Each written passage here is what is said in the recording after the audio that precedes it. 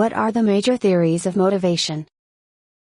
The term motivation is defined as the process of inducing a person to function actively in order to achieve certain goals. The influence of motivation on people's behavior depends on a number of factors. It is very individual and changeable relative to various stimuli and feedback reactions to people's activities. By motive we normally mean the factor that causes a person to undertake certain activities, as well as her internal and external driving force. Motives determine what has to be done and how it will be done in order to satisfy a person's needs. Stimulus plays an important role in the process of satisfying needs.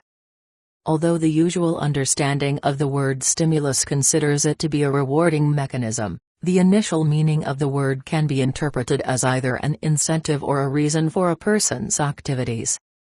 There are four major types of stimuli to be considered: forcing, material incentive, influence, and self-actualization.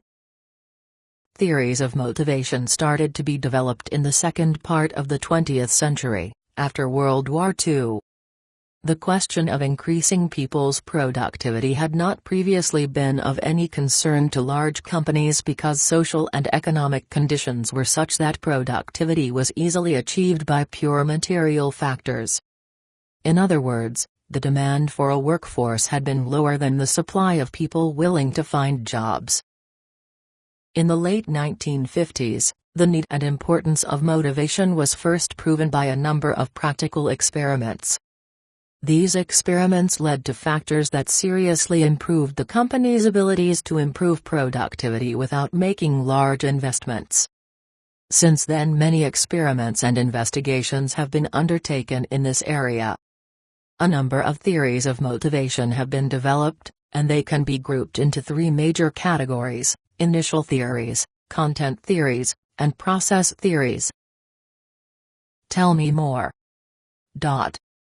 Initial theories of motivation were developed on the basis of the analysis of the historical experience of people's behavior and of the application of simple stimuli of forcing as well as material and non-material incentives. So-called Theory X, Y, and Z is looked upon as a good and simple example of one of the initial theories of motivation. Theory X was fully developed by McGregor, who added his Theory Y, while Theory Z was suggested much later by William Auke in his model of personal behavior and motivation. Theories X, Y, and Z represent different models of motivation based on different levels of needs, and therefore all three theories should be used by a manager and applied to different members of a group. Theory X is based on the fact that biological needs are the major factors in people's motives and the fact that some people have a historical and genetically inherited unwillingness to work and can work only under forced conditions and a high level of control. It is clear that people of the type described can be found in any group or society, and therefore a good manager has to be ready to increase the productivity of such people by means of forcing, which is supported by a material incentive. Theory Y describes the contrary type of people, characterized by a willingness to socialize and to work well as their wish to take responsibility for their work, their readiness and need to use their intellectual and creative potential, and the need for special rewarding factors related to satisfying their wish for self-actualization. These types of employees can be stimulated by opportunities for self-assertion and to a lesser extent by non-material and material incentives. However, the normal percentage of such employees in the group is from 15 to 20%. They are most often strong individualists and cannot fully expose their talents in a social group. Theories E states that some people have a combination of biological and social needs and prefer working in groups and making group decisions, but they like to have individual responsibility for their results and prefer to be controlled informally on the basis of clear evaluation criteria. According to this theory, a person is the most important part of any enterprise, and therefore the attention of the enterprise should be focused on the employee and provide him or her long-term or lifelong employment.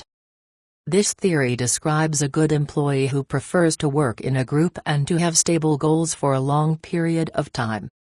The major stimuli for these people, in order of importance, include material and moral stimuli, self-assertion, and forcing. As has already been said, all three theories describe different groups of people and consider different motives and stimuli to be used. As the investigations in the area of motivation developed, the new theories of motivation added complexity to the initial theories in order to make them more realistic and practical. The two theories we want to look at are the well-known theories of motivation developed by Abraham Maslow and Frederick Herzberg in the United States,